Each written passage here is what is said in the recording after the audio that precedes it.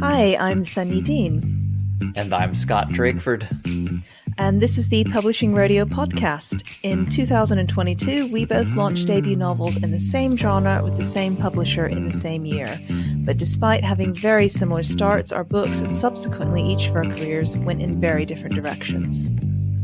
That pattern repeats itself throughout the industry over and over. Why do some books succeed while others seem to be dead on arrival? In this podcast, we aim to answer these questions and many more, along with how to build and maintain an author career. Everyone signing a contract deserves to know what they're really signing up for. In an industry that loves its secrets, we'll be sharing real details from real people. We'll cover the gamut of life as a Big Five published author, from agents to publishing contracts, finances, and more.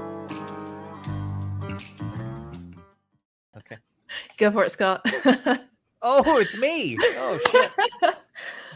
Okay. I could do the intro if you like. Yes, do it. No, I don't know it. Go. So I will let you introduce yourself, but I'll just give the, little intro spiel.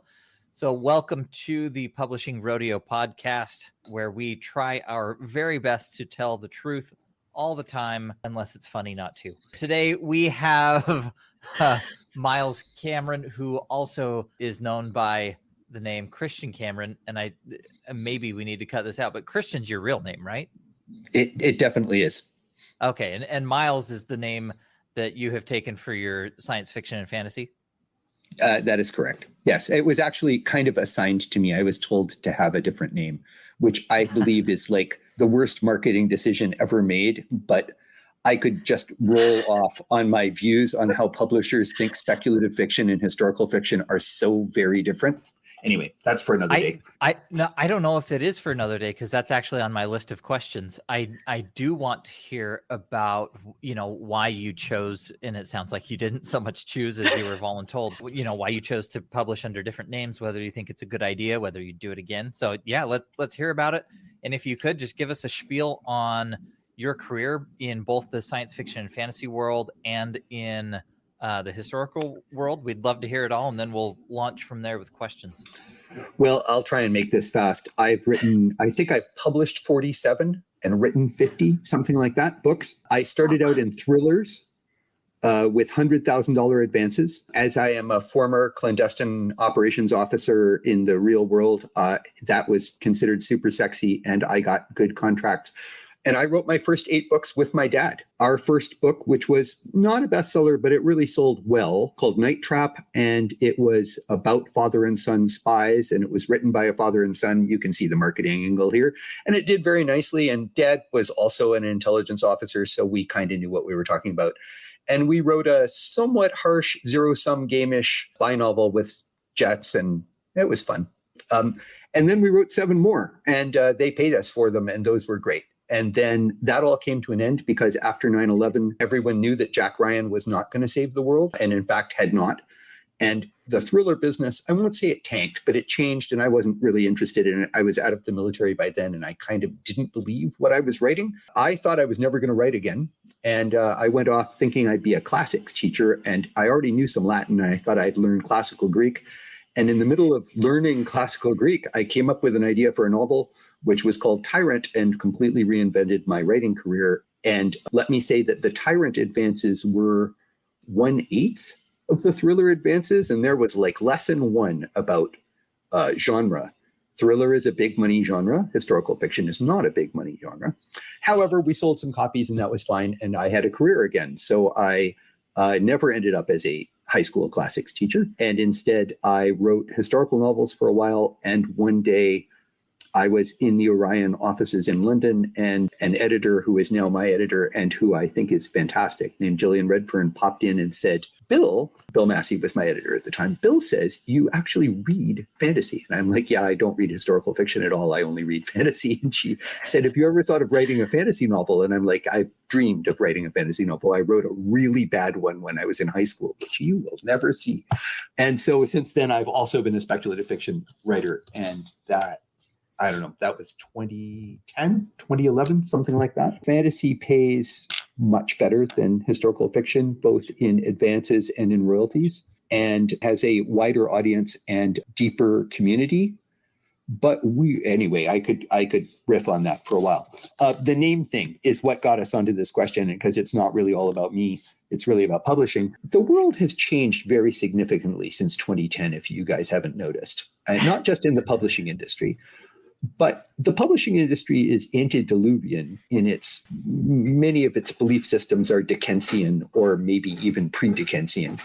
And one of them is that historical fiction, and I'm just going to say this right out, is something that responsible literati might actually do, whereas fantasy, science fiction are genres with a sort of curl of the lip when you say that.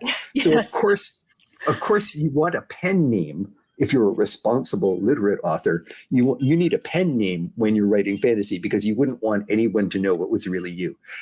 At least that's how it was basically put to me. I think that might be really unfair, and I hope Jill Redfern is not now either laughing her ass off or pointing a finger at the screen, but that's how it seemed. So I picked a pen name that I found hilarious, because Miles means knight in medieval Latin. And if you don't know it, I dress up as a knight on weekends and fight in armor. So I just thought it was funny. Like, it's like calling myself Sir Christian as a pen name. And we were off to the races. And now I have a pen name. And now I have to do a lot of my advertising twice. And I have to have multiple social media accounts. And I just can't begin to tell you what a great idea it is. But it's way too late now, because Red Knight was modestly successful. And after that, I sort of had a persona as Miles Cameron. And if I dumped that now, literally, because I have run into this, people at cons would go, "You're who? No, I've never read any Christian Cameron." Okay, well, I mean, yeah, I took a pseudonym, so Drakeford is a pseudonymous name, just because my real name, Scott Smith, is extremely generic, very difficult to tell apart from all of the other Scott Smiths on shelves and in the world. And so, yeah, I was very curious about that, because I hope to branch into other genres, maybe including historical. We'll see. Yeah, it's difficult to know whether to keep the same name, go back to my real name. We'll see how that goes. If you want my 2 cents worth of advice, I would have one name, and because I believe that the only way authors can make it these days is by having effective social media representation, and you do not want to confuse the readers with multiple social media approaches. There it is. Yeah. That's my... Yeah. For every name you've got, I've been told by other people, you effectively need a whole new account. And maybe the one kind of place, like there was one author, I think, in Bookends, which is my literary agency at the moment. There's one author there that I think Jessica used to rep, who wrote picture books and erotica. And for that author, she did take a pen name just so that parents didn't order in the wrong books by mistake. But I think for most of us, that's not an issue. That's quite an extreme genre jump. We'll let Shaylin know. Yeah, I claim that I can write anything, but that is a separated, two well separated genres. That's very interesting. No, really. So since this is a publishing industry show, I want to say that one of the things that continually amuses me is like genre shelving is what I call it. When people will say, "Yes, but you're a fantasy writer." "Yeah, but I wrote a science fiction novel last year." "Yes, but all right, you're a historical fiction writer." "Well, I started out in thrillers, or I could write horror or comedy or whatever. I'm a writer."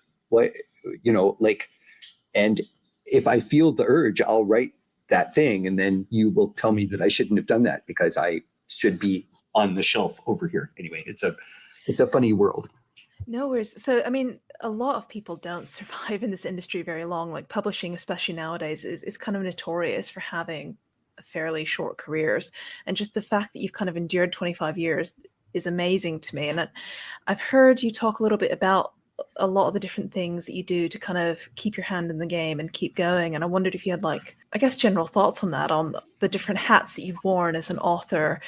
I mean, you've talked about knowing mid-list. This is something I asked Pete McLean. Do you remember when the first time you heard that word? I heard it from my dad over the dinner table when I was 9 years old. Good. Mid-list is a world I've lived in all my life. And, I look at really great writers like Patrick Rothfuss, and I think how Is that good or bad? I mean, the money part, I'm sure, is good. I'm actually leaving that aside. How hard would it be to really just like bang, one book, now you're somebody all over the world. Now where do you go? And anyway, that's not really the question you're asking, but I had a completely different career, which is I've had a sort of steady, moderate success. And then pretty recently, and I mean like maybe since the dawn of COVID, I've gone up, I guess, somewhat significantly. It certainly feels different, but that represents 23 years of kind of always the same, which is living from advance to advance and not finding it funny when people made the classic joke, what's the one thing required to be a professional speculative fiction writer? A spouse with a job. That see, that's not that funny, is it? Well, it is the truth in my case. And it was the truth in my case. And my wife had to support me for several years. And I have to say, completely patting myself on the back, that very briefly I got to support her, which like felt really good. But yeah, the surviving for 25 years, I'm going to go back to, I started out as a thriller writer making large advances. Didn't get a large advance on the first book, by the way, but after the first book sold, the money rolled. And I'm going to go back to that and say, so that gave me a completely fake idea of how the publishing industry and the world worked. And my dad had survived as a mid-list author and never gotten advances like that because he wrote sort of, good, decent literature and got small amounts of money and occasional royalties. And then we wrote some modestly successful thrillers, and then the thriller business collapsed. And instead of doing something smart, like thinking, all right, I'll move to another genre, I just threw in the towel and moved on. So it was pure luck that I discovered another genre. But I will say that what I learned from that is, I can move to another genre if a genre collapses.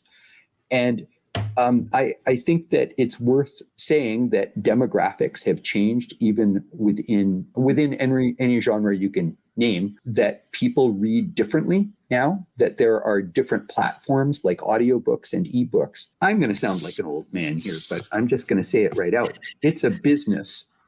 I mean, we may be artists. I don't know. That's like a whole other podcast, but it's a business. So it's Absolutely. Your job to stay up to date on, it's our job to stay up to date on how our business works. And that means that if readership is changing, if what readers want is changing, and this is a very difficult subject for me to discuss because Scott, before that we started, I was talking about my dad. My dad believed, and I believe, that you should only write a book you want to write, and it should be a book you want to read. And it should not be any attempt to keep up with someone else's fashion or fad, ever. Yep. And I really believe that.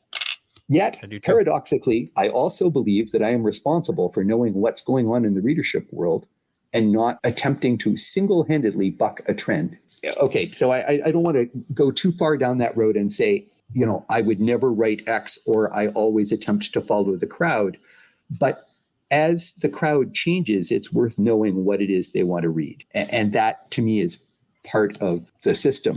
And then I'll also say, as I think I said this at the top, it is my perception, and I think I could find some numbers to back it up, that some genres are more financially remunerative than other genres. A writer getting into that should know what they're getting into. In historical fiction, I hope I am writing a novel right now that will break me out of what I call sword and sandals, books men read, and into books everyone will read.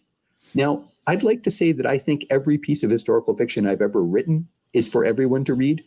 My very first historical novel has a major heroic trans character, and that was way back in 2007. And that's because I was really interested in multi-gendered shaman in Siberia in the 3rd millennium BC. Like that seemed really cool to me. Anyway, I say all that to say, like, it's not all about following something. It is about writing what you want to write, but it's worthwhile being aware of what's out there. And, I am aware that more women than men now read historical fiction, that Philippa Gregory outsells Bernard Cornwell. And while I don't think that my books are like Bernard Cornwell's, I would really like women to read my books. I actually really would. I like women, and I'm very interested in I'm very interested in women in history and the role of women in history. And like, I wish somebody would write a book that I want to read called A Military History of Women. Then someday somebody will write that book, because I've got like 200 file cards of interesting women's stories in military history. Anyway, that's probably not the question Sunyi asked, but I'm just trying to get at being aware of demographic changes and writing to them is part of my way of staying available as a mid-list author. I'm not just trying to tell one story over and over again. I'm not saying that anybody else is trying to do that, but I do look over fantasy, and I'll just talk about fantasy for a moment, from time to time with a slightly jaundiced eye, and say two things that I think are worth saying. One is, some of this seems awfully the same as some of the books I saw come out last year.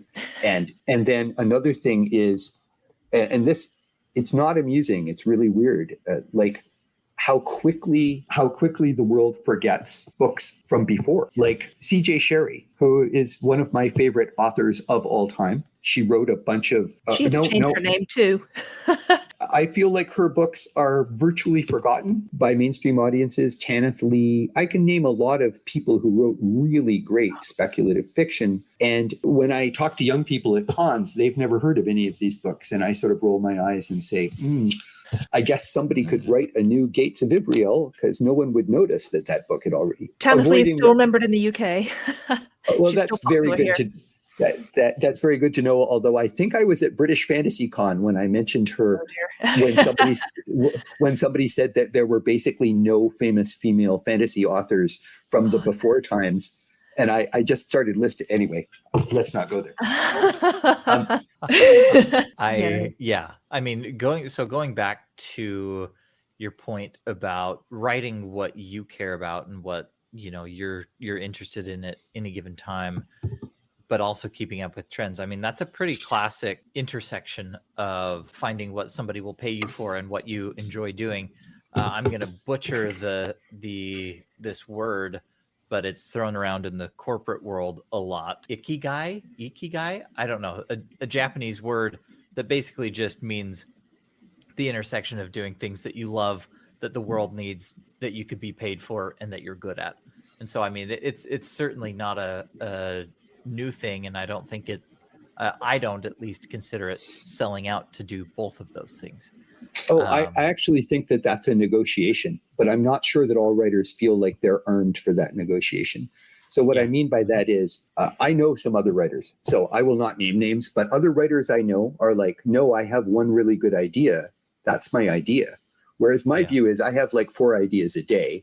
So I'm going to smorgasbord them to my agent and say, like, how about this? How about this? And my agent's going to talk to an editor or two, and eventually somebody will come back and say, yeah, we'd like to buy that one, I hope. That being said, though, since 2016, when I found a great historical story about the founding of opera and how opera was originally sort of samizdat and an attack on the papacy and really complicated, interesting spy novel stuff, with a lot of very interesting women involved and the foundations of modern feminism, I'm like, this is a great book. And various people said, no, we don't want to buy it. And last year I finally sold it, because I just kept basically tying the ribbons slightly differently, until finally an editor said, Angela Tirabadi, the woman who invented the word patriarchy, of course I want to see her as a character in a novel. I'm like, well, that only took 5 years, I'm not being funny. You got to tell me when that comes out, because my partner is a massive music nerd and listens to opera. So he loves historical fiction. I'm terrified of your partner, because I am not musical, and I am writing about the birth of opera. So that's all right. I'm a little afraid. I have sort of enlisted a minor opera star to like keep me real. But anyway, sorry.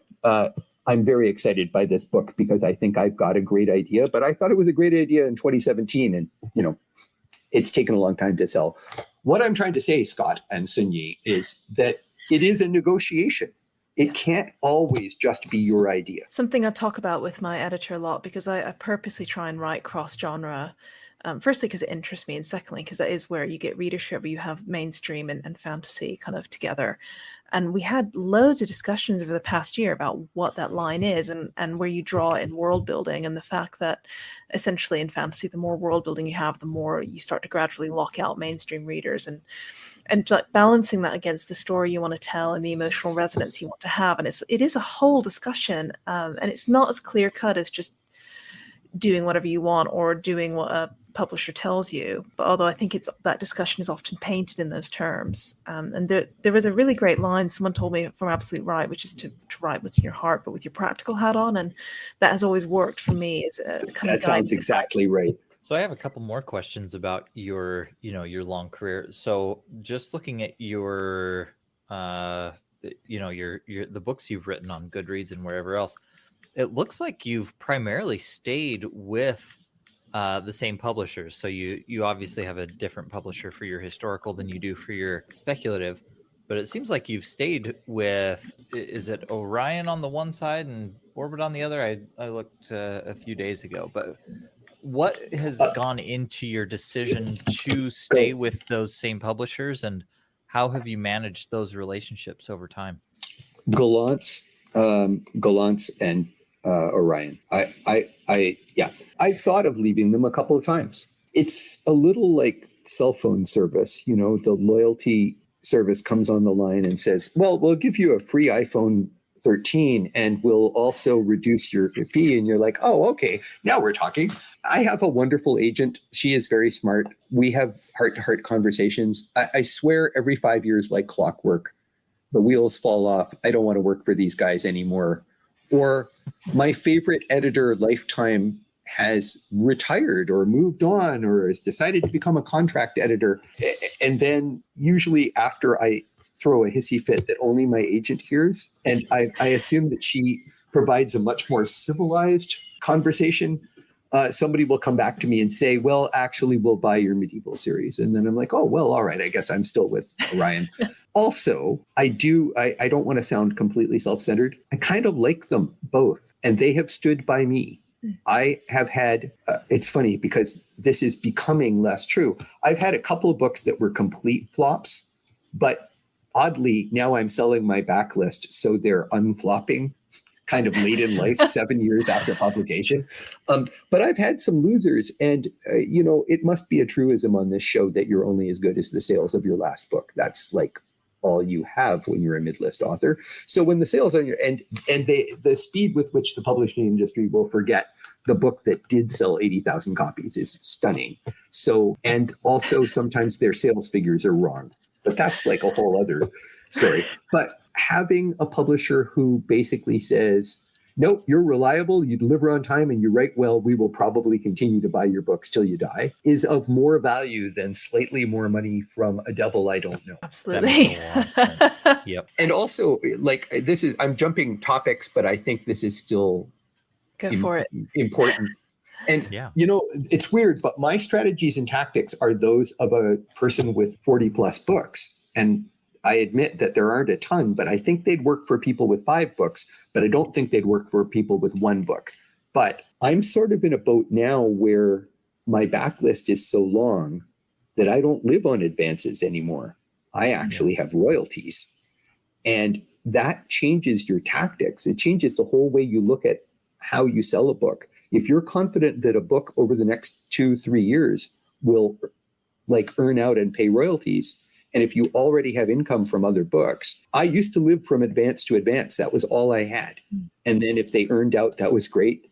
And all that did was sort of give me another card to play. It's very different when you can count on a living wage from your backlist, so that you literally start to strategize differently and say, hey, if I write another book in this old series, I'll sell more in the backlist because people will buy everything in that series. And then that will, and it changes your tactics in negotiation. And to be honest, every book you have with a publisher reinforces in the modern day of Audible books and ebooks, which are forever because they're going to be available online forever. If you jump, you're not ditching your backlist, but you're changing your relationship with your backlist, and that's going to cost you money. I'm being super blunt here. Like No, that's fine. We love it. I could talk about personal relationships and stuff like this, but this is a job, and I need to pay my share of the mortgage, so that my wife doesn't frown at me. So this is real life, and part of that real life is I have a huge backlist with both Orion and Gallant's, and we're all making money, so we're all nice to each other. Yeah, No, that totally makes sense. yeah, complete. I mean, I remember having this experience in one of my local writing groups. This is years ago before I got picked up, where I was talking about selling short stories and stuff like that. And one of the people there at that meeting said, "But why do you want to sell things anyway? I'm just happy writing stories." And I was thinking, well, that's completely fine. But I mean, for me, I want to sell things because I don't really have a lot of backup options, and I have a lot of people that depend on me making income. So I always feel like writing just for joy, no one else, is a little bit of a luxury. At least that's how I regard it. I hope people don't, feel offended by that. No, absolutely. It is very much, you're thinking about business and you think it does change everything as well. As, when you're saying that about royalties, and I was thinking how these past few years I've been thinking about advanced installments and wasn't factoring royalties in it at all. And when I started getting royalties for Book Eaters, that completely changes my financial planning for like the next 3 years. It's insane.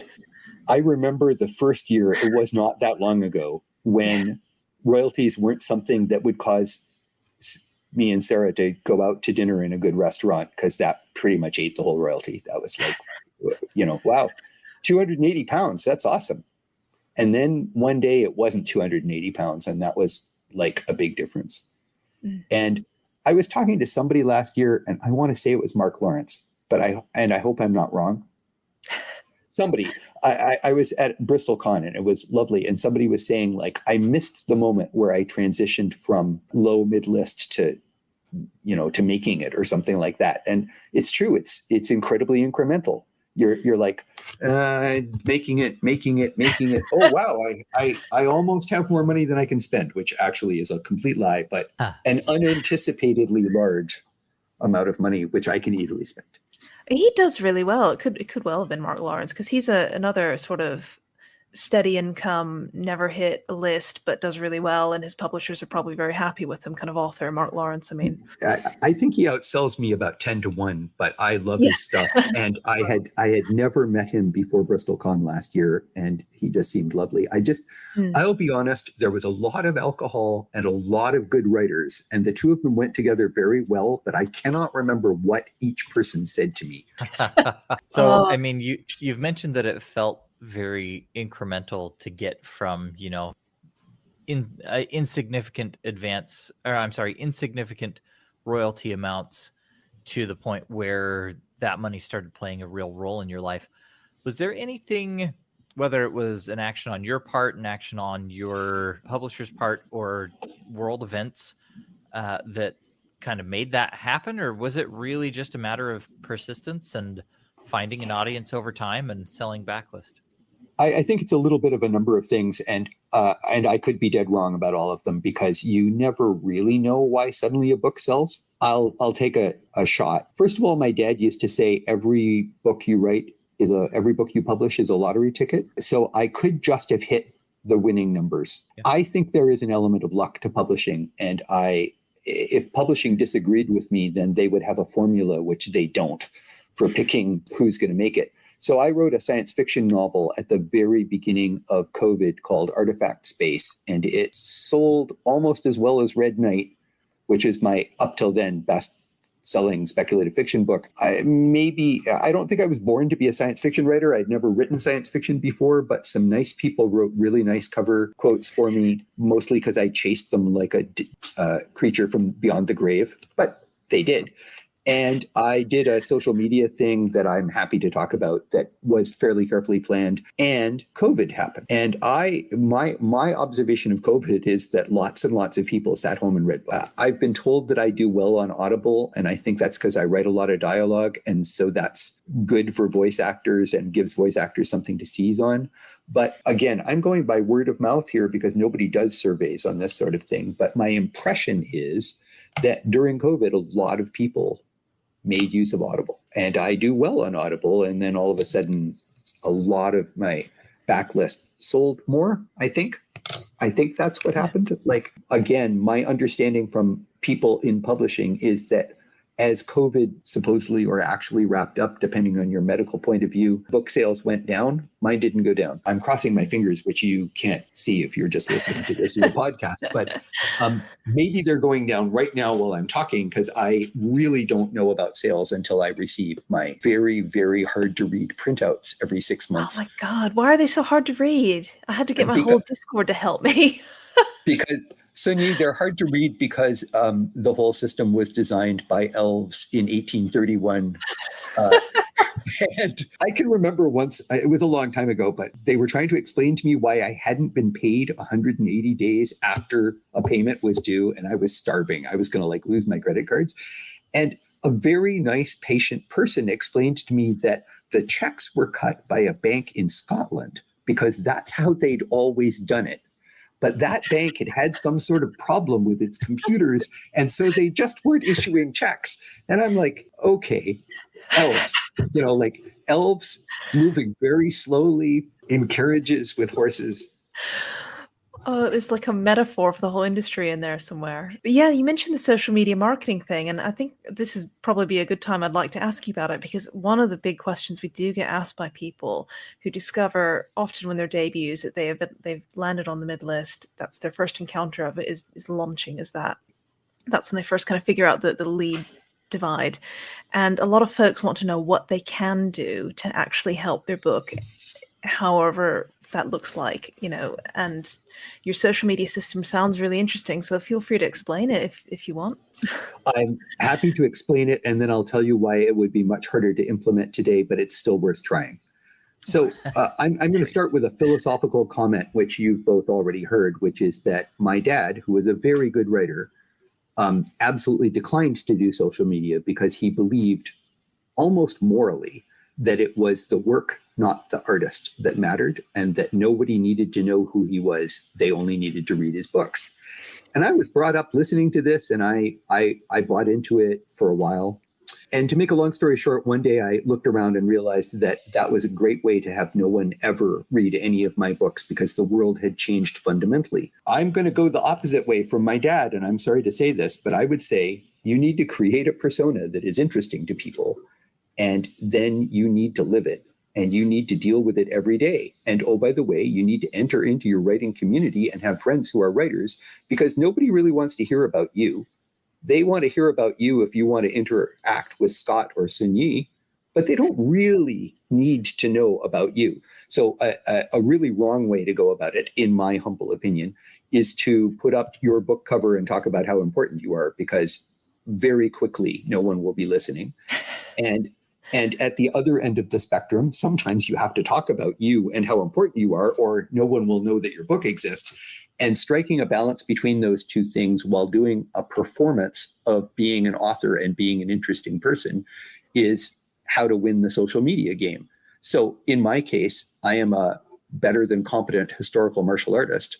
And so I have started a Twitter and Instagram thing called Writing Fighting, which is completely genuine. I do want to help writers understand how to write a fight scene and how martial arts really works and how weapons of the past really work. I do. I'm not actually doing it just as a promo.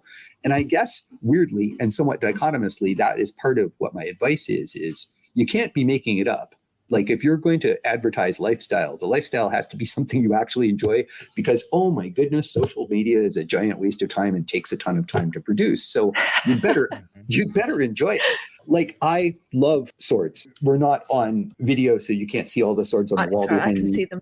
They look good. But they're all real, and I own 40. And in fact, 40. Shameless promo for my book. I'm about to make a set of videos about Bronze Age swords. I'm now holding up a Bronze Age sword for those of you who can't see, and this is a bronze sword. And it's a meticulous recreation of a Type G Mycenaean Bronze Age sword. And I won't waste a lot of time about that, except that for the Mobius advertising campaign for Storming Heaven, my new book, I'm going to make a minute-long video about what bronze swords aren't, which is to say brittle, soft, easy to break. They're really great. As swords go, they're nifty, and I will cut up some squash and stab things and possibly even stab through some armor and demonstrate that bronze swords are real. And that will probably sell some books. But what will sell more books is that I have 200 episodes of Writing Fighting behind me. So I already have a persona as a person who creates videos about ancient martial arts. And having said all that, I'm sometimes annoyed to find, this is off topic, but it'll get back to the topic, that people think I just write war novels because I constantly talk about martial arts. I just don't happen to be an expert on dance or cooking, but I'm completely fascinated by ancient dance and cooking. And I always include dance and cooking in my novels and a bunch of other things that I think are essential to build world building.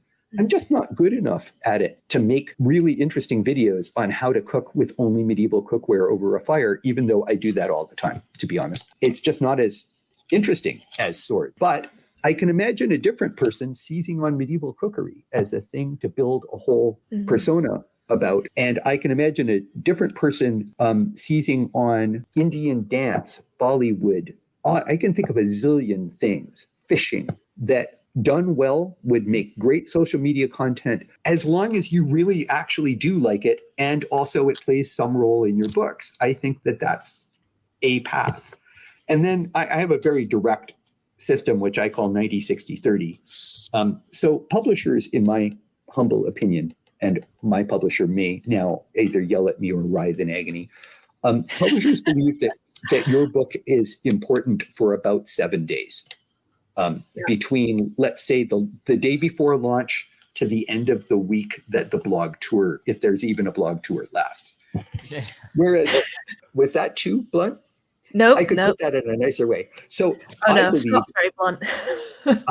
I believe that my book is important for 90 days. And that doesn't mean every day of those 90 days, because I believe in my social media system, I also make room for advertising and retweeting other people's books. So it can't be all about me. I've got to also support Peter. You mentioned Peter, and I think his books are great. I have no problem going like, Priest of Bones, everyone should read that. That is a book that everybody in the speculative fiction community should enjoy. Tasha Suri, this is an author who everybody should read. I have no problem supporting other authors. There's lots of great authors out there. But my 90-60-30 system is 90 days out, I'm going to advertise, maybe cover launch. That's my ideal. And pretty much warn readers that this is coming and try and build pre-sales, because pre-sales matter enormously to publishers, especially when you're a mid-list author looking to get another contract. 60 days out, I'm going to press it harder.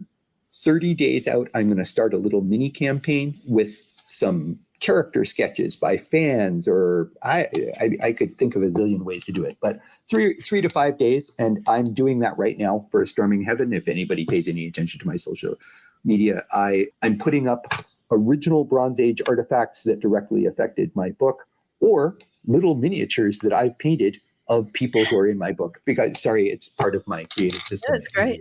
And I'm putting those up every day and inviting people to see what the historical parallels are or aren't, because it is purely fantasy. It is not historical fantasy. I'll do that for 5 days and then I'll leave it alone. And then I'll do the 7 days thing, starting a couple days before. But 90-60-30 means that some number of thousands of people, and I'm not going to exaggerate this, let's say it's 3,000, because I think that's accurate, have seen and heard of the book and had an opportunity to pre-sale before the book comes out. And that system, it's almost tame, because it's not very audacious. It's just kind of straightforward, has definitely visibly helped sales. Okay. And I do it all myself.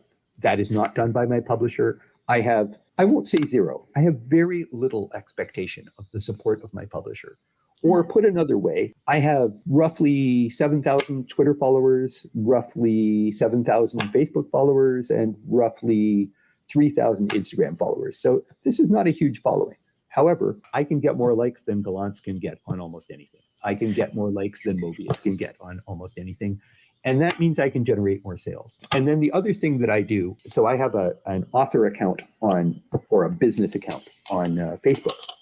And I don't really like Facebook. And to be honest, I don't use Facebook. I don't go on Facebook as a person and say anything unless I'm talking to other reenactors. It's my only reason for using Facebook. On my Facebook author account, where I have about 7,000 followers, I will pay to advertise only to my own followers, because I'm just telling them my new book is out. That's it. They are all people who have, of their own free will, followed a business account called Christian Cameron Author.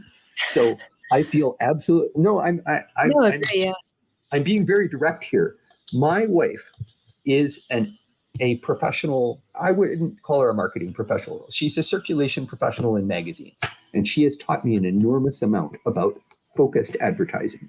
So she taught me that, for instance, somebody with 80,000 followers on Instagram who does a book talk, or on TikTok, who is not focused on speculative fiction, but instead sort of does a different kind of book every day, puts your book up and gets 37 likes.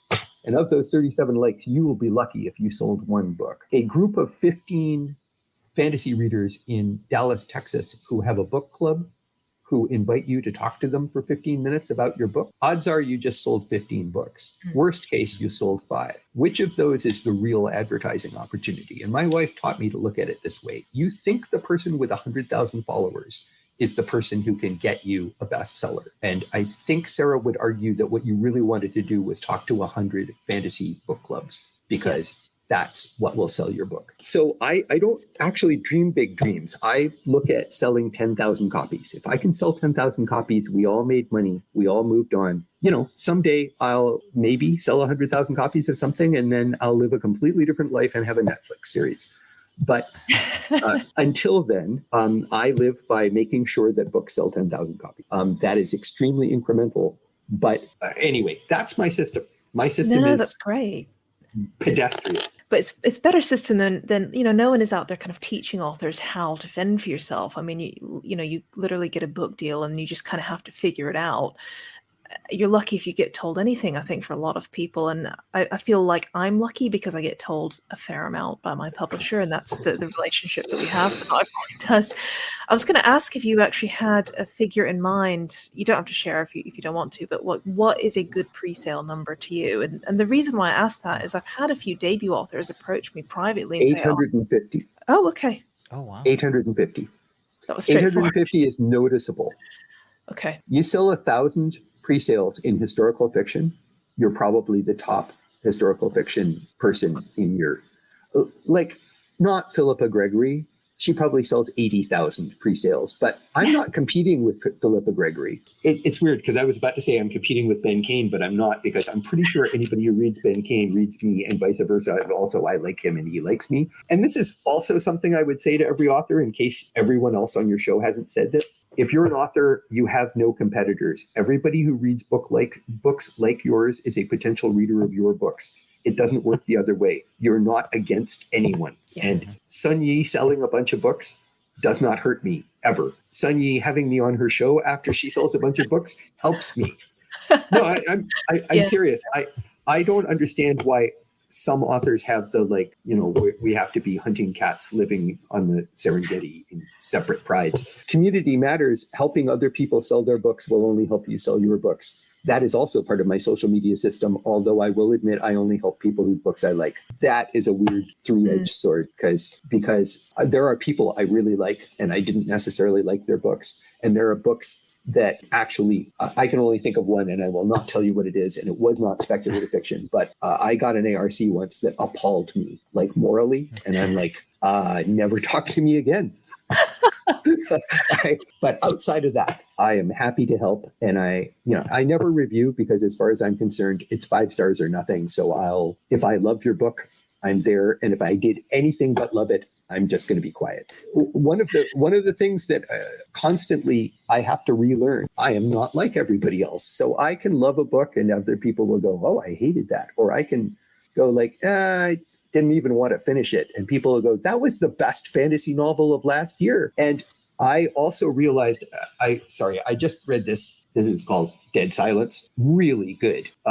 Sort of sci-fi, sort of horror, sort of detective fiction. I thought it was fantastic. The point I'm trying to make here is I was playing a great sci-fi role-playing game that was also kind of horror and kind of adventure and kind of detective fiction. So I was literally in the mood. And now I wonder how many 3-star reviews are generated by people being made to read a book they weren't in the mood for. I was in the mood for this book. It perfectly suited my mood. As far as I'm concerned, one of the best books I've read this year. If I had read it when I was in a let's do ancient Egypt mood, I would probably have not finished it. Anyway, I'm way off my topic. But no, you're completely fine, honestly. So the whole thing about reading ARCs sometimes makes me roll my eyes because I want to say like, but I'm not in the mood for this kind of fiction right now, so you can't make me read it. And that means that somebody can get my latest novel in the mail and go, oh God, Miles Cameron, too much dialogue. Not now, Miles. Like. No, yeah, it's too late for me. I started out writing reviews, so when I started getting published, I had to go and delete like some reviews I'd written as a reviewer that I really couldn't leave up anymore. I was just wondering about the pre-sales because some debut authors had messaged me and I think they were stressed about it. But for us, pre-sales tend to be very low because nobody knows who we are. And I don't know what that figure really should be other than agents have told me as many as you can get is good. Yeah. Let me spin that back to you in a very practical way. Take your advance, work out what the publisher's cut on each book at pre-sale is, work out what it would take to pay off all or half of your advance from the pre-sale. There's your pre-sale numbers. So that means good is you paid half your advance off, and excellent is you paid off your advance. Because I think I might struggle with that. Because well, let me ask you this then, Miles. Do you know roughly what publisher margins on any given format are? No. I mean, okay. I'm sure Shelley knows, my agent. I could probably work it out just by staring at a contract. I used to know these things better.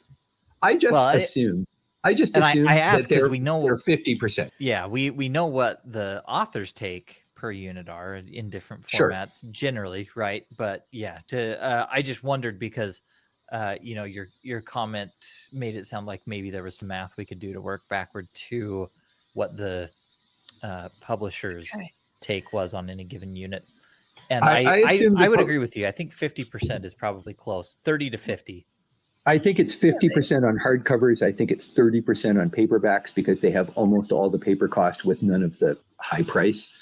And then I assume they're making money like you wouldn't believe on ebooks because they have no overhead. Right now, somebody at Kindle is screaming, we have overhead, but it's not the same overhead. And audiobooks, I think, just mint money, but they have to pay voice actors. And I know some voice actors, they're being paid. So you have to work out all of those things because I know, and this is why I don't get as far in the weeds as I used to, is that with 4 or 5 different media platforms taking your book, audiobooks, ebooks, hardcover, trade paper, mass market paper, they have a different profit margin on all of those. And here's my slag for the publishing industry. I'm not sure they know it because that would require getting the elves out of the basement and finding out.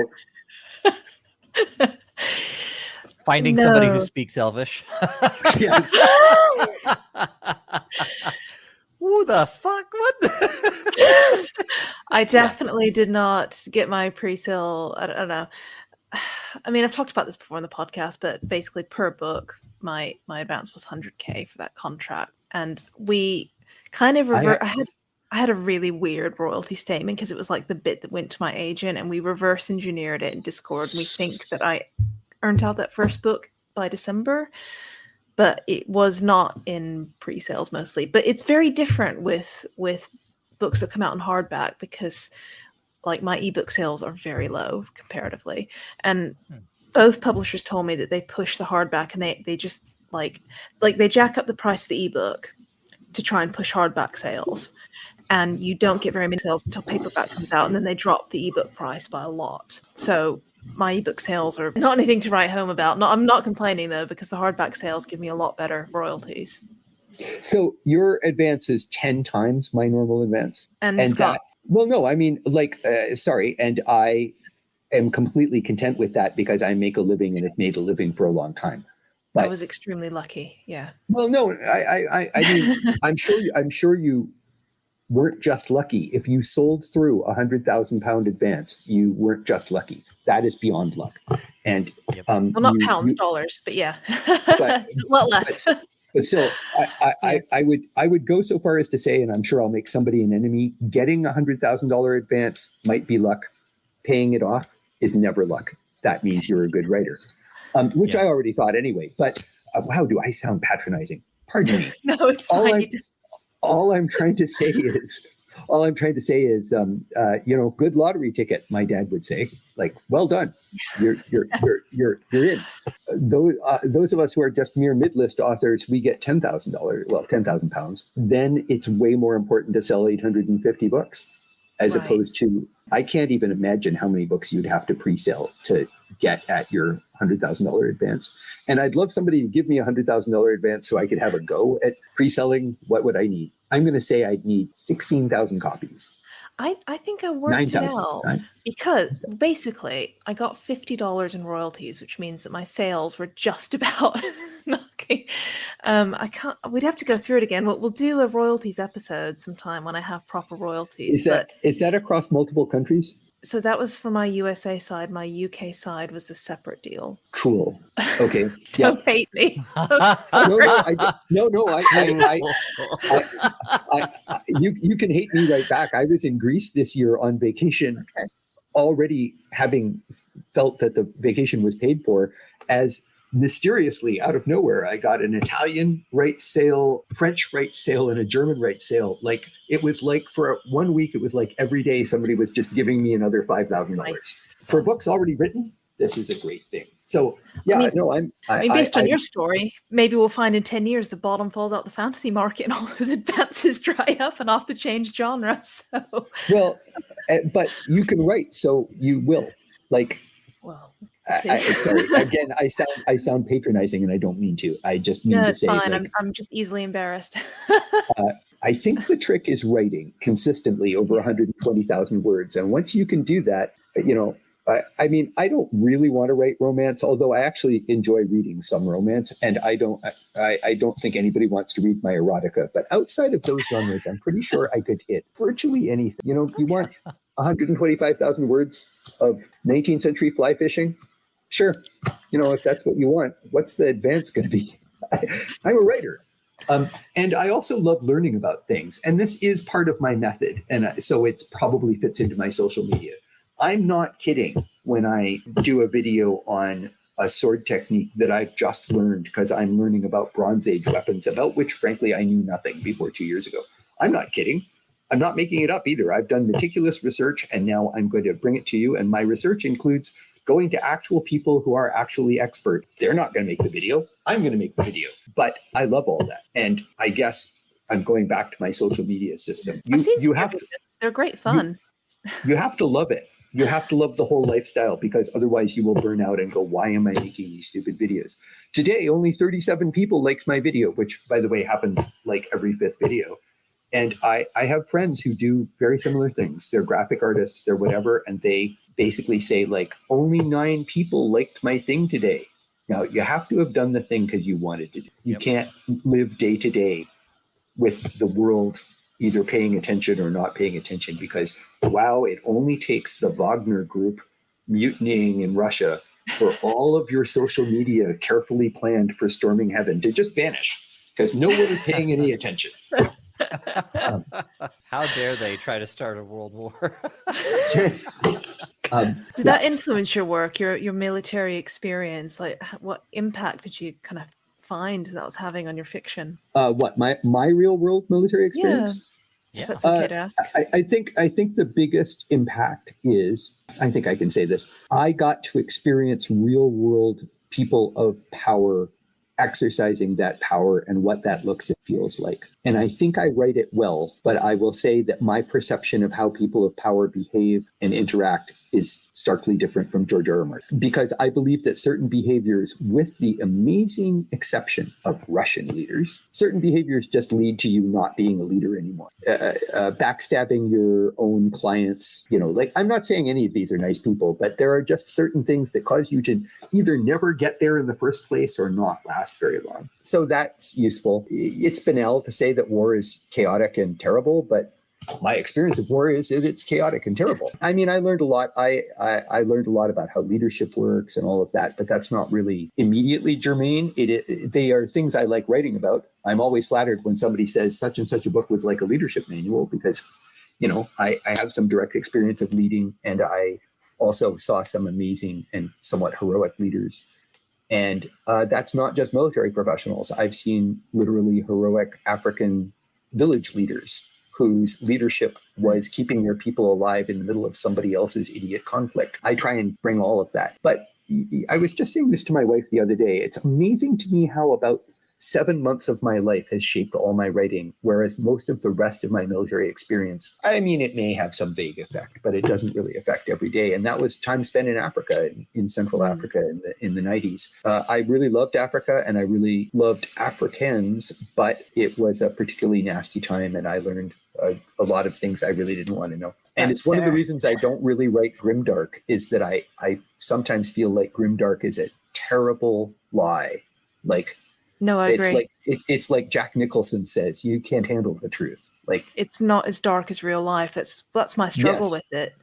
Because I don't mind dark fiction, and I don't know if we can keep this. Grimdark people will be upset now, but I have encountered this attitude in grimdark from a few fans that they kind of feel like their fiction is like the most realistic and the most gritty, and I always read it and think, but like it's fun, like I love Warhammer 40k and all that universe, but it's not realistic and it's not as gritty as the actual world that we live in, which is so bleak. Various semi-genocides in Africa got me out of the grimdark mood. I'd rather write about heroism and hope and survival and whatever, just because like that's what I want to read. And I'm going to go back to what I said at the beginning, which is like never write a book you don't want to read. And I too, by the way, I used to be a big 40k player, and I don't mind it as long as it's done with humor. 40k used to have more humor than it has now. It used to be funny. Sometimes, and there's lots of grimdark I like. I'm not here to offend the grimdark community, but sometimes I just roll my eyes and go like, oh, you could just go hang out with homeless people in downtown Toronto and see a grimmer world than this. Like, meet up with some refugees, like talk to Syrian refugees. And here's my grimdark. I'm going to write a medieval European themed book about refugees fleeing oppression. Nobody's going to own a sword. Nobody is ever going to have any agency. They're just going to be driven from serfdom to slavery. And in the end, they all die of the plague. That's my book. I think this is what I loved about Christopher Buehlman's book. I don't know if you've read Black Tongue Thief, but I love Black Tongue Thief. It is properly dark, and not just because it has some grotty taverns in it. Like it's very bleak. His asides are fabulously dark, and and I got. Am I allowed to say this? I just got to read The Daughter's War, which is his next book. Ooh, I'm very jealous. And you should be jealous. It's okay. So what do you think when you read fantasy fiction? I don't know if I can ask this, but what do you think is like the most common mistake that writers make when they're writing about combat? Sonia, you're just asking me to piss off 50 writers. Like, we can cut it if you want. You can just pretend you're offending me because I have never stabbed somebody, but that is all over the place in my book. Here's the commonest mistake, the commonest combat error that just causes me to roll my eyes and whatever. Also, let me just say, there are great combat scenes written by people who have never touched a sword. And the historical fiction writer Patrick O'Brien wrote some of the best fight scenes of all time, and I don't think he'd ever been in a fight. So I don't think you have to be like the old martial artist to write a good fight scene. And by the way, there's a whole way of writing fight scenes, which I very much admire when it's done well, which is often to say, and then I was standing there with a broken sword in one hand and an empty pistol in the other. I actually had an SAS officer once write me a note saying, I love your books, but I'll bet you know as well as I do that you can't remember dick about a fight after you've been in it.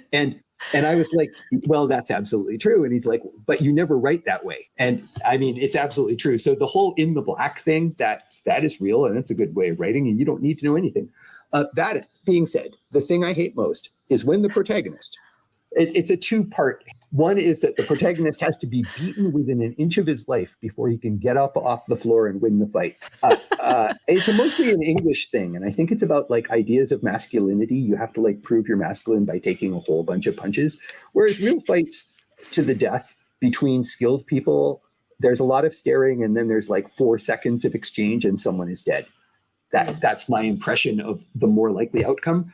And so being particular, when the hero in a Viking Age book with a shield is knocked down, and then while his opponent raises the sword over his head in what we call tempo in the fighting world, he somehow gets to his feet with his shield and blocks the blow. Nah, he's just dead.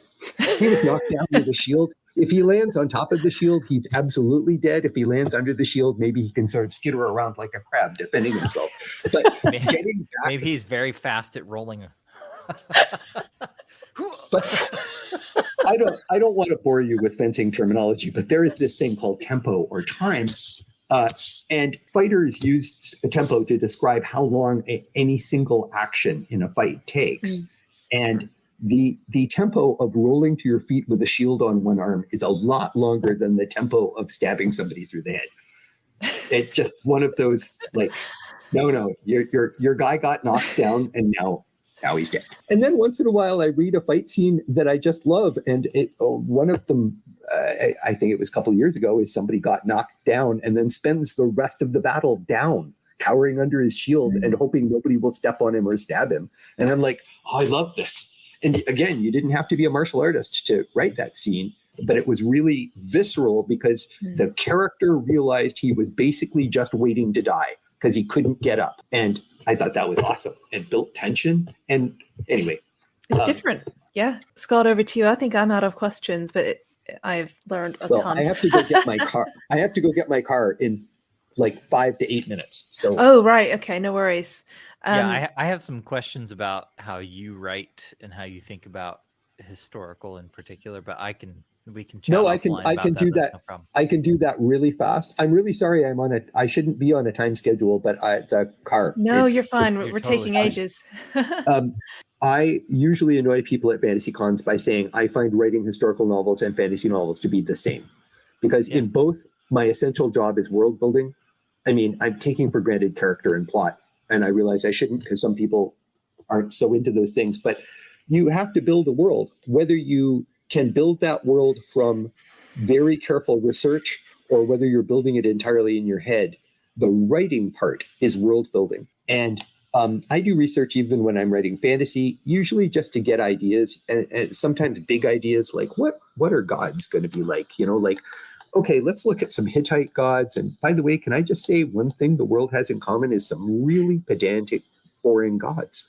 Pedestrian. Like, fantasy gods are way more interesting. The Hittite pantheon, the Sumerian pantheon, the Veda Indian pantheon, you're like, oh, another thunder god. Is this the best we can do when we're in the mood to get like the big male god? Apparently so. I like to do research, so I research everything. But my point remains to me valid. I'm world building, and I need to either sell you, the reader, on your immersion into 5th century BC Greece or into my completely made up fantasy world. But either way, I have to sell you on that immersion. And that is the skill that makes, to me, in my humble opinion, writing both fantasy and historical fiction very similar. After that, it's story, character, plot, but those are constants across a lot of genres. It's that immersive quality of world building that I feel is very similar. And so I'm always very surprised when people, even fans, say, oh, I only read fantasy. Oh, I only read historical fiction. And then I'll change sides and say, I really loathe ancient Rome. Like, I just can't stand them. They created everything I think is wrong in our culture today. They were a giant slave state that built good roads. Good job. They built worse roads than the Greeks, but nobody talks about the quality of Greek roads. A Roman amphitheater is an amazing thing, but it's a Greek amphitheater built by slaves. So it's not as good as a Greek amphitheater that was built by masons. You know, like there's this whole Roman thing. So I don't read Roman historical fiction. There it is. I just don't read it. Once in a while, I'll read Simon Atkins and Turney because I love his stuff. But yeah, so I understand when people say, oh, I just don't need to read another How England Conquered the World historical novel. And I'm like, yeah, I hear that. Aside from that, if somebody like Ben Kane is good at world building and good at character and good at plot, I feel that his historical novels are just as worthy as the best fantasy novel. I like that a lot. That makes a ton of sense to me that you treat the world building the exact same, because especially if you go far back enough in history, it is a different world, right? Yeah, It really is. I mean, in fact, I would tell you that because I'm really, really pedantic on these subjects, that my dichotomy of writing historical fiction is everything in the past is completely different. Everything in the past, people in the past are the same. And that's very dichotomous, because I can tell you how medieval people were in fact sharply intellectually different from us. But if you take that too far, you render them so alien that nobody wants to read your book. And that goes back to the point we were making earlier on about it is to some extent your job to satisfy your audience, or else you won't sell books. So I could write a medieval novel in which everyone was painstakingly accurate, especially about religious taboos. I think it would be more alien than the aliens I've just written in my science fiction novel. So what people sort of want to know is, how are medieval French people kind of like me? Kind of different, but kind of like me.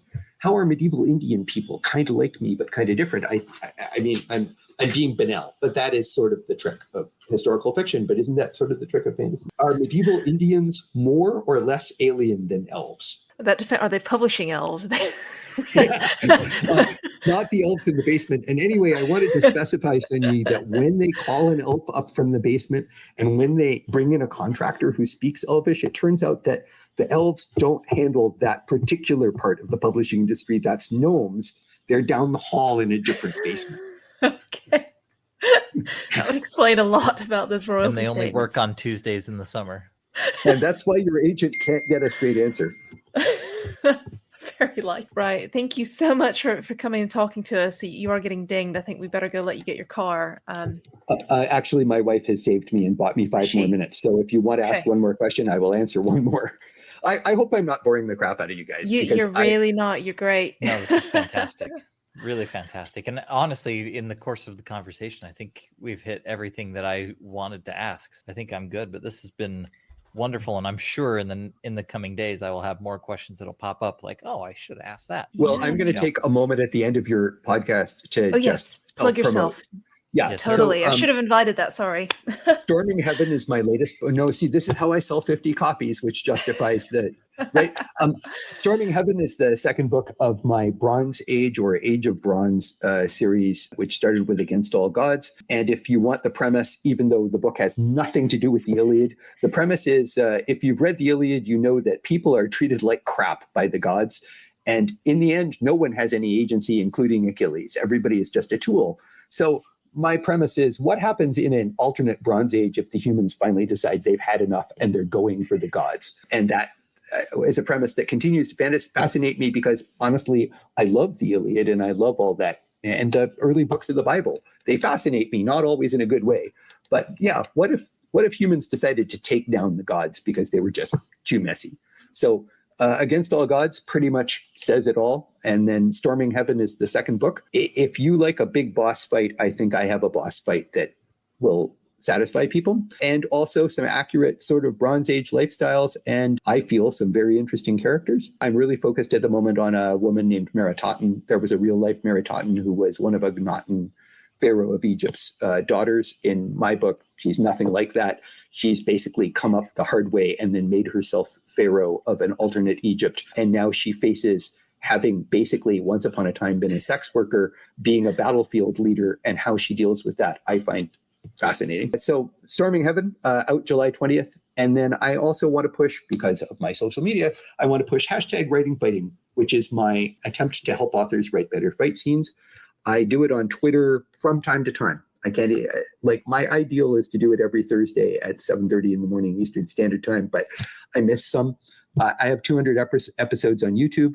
And if you want to know how to use a spear or a poleaxe or a two-handed sword or a one-handed sword or an axe or a mace or your bare hands or what it's like to wear armor or not wear armor when other people are wearing armor, I've covered all those subjects. And Greek armor, we're aiming for Hittites next. I think the disarming videos are probably my favorite, the ones that I've seen. Yeah, very good videos. Highly recommend Writing Fighting. They were really the disarm videos were really fun, and Elizabeth Beatty really enjoyed throwing me on the ground over and over again to make one of them. Thank you so much, man. It was really excellent to have you on. You've been listening to the Publishing Radio Podcast with Sunyi Dean and Scott Drakeford. Tune in next time for more in-depth discussion on everything publishing industry. See you later.